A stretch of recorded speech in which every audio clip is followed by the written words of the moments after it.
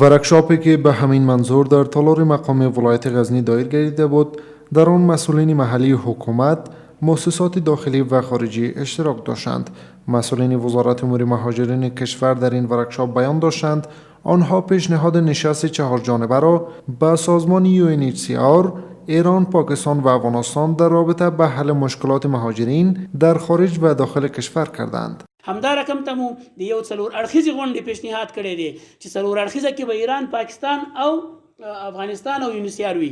دا څلور اړخیزه غونډه کې به بیا دا ټول مسایل مطرح کیږي او د مهاجرینو په اخیستونو باندې دلته په داخل کې چې کومې دي هغه که د شهرکونو په حساب دي، هغه که هغوی ته د مرستو په حساب دي، هغه که هغوی ته د نورو سهولتونو د برابرولو، د پاکو اوبو، د تعلیم، د مکتب، د صحت، دا ټول مسایل په نظر کې نیول شوي دي.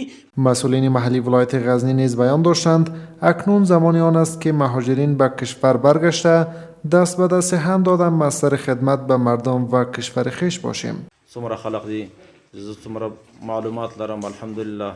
په نور هیوادو کې څومره خلق مهاجر دي.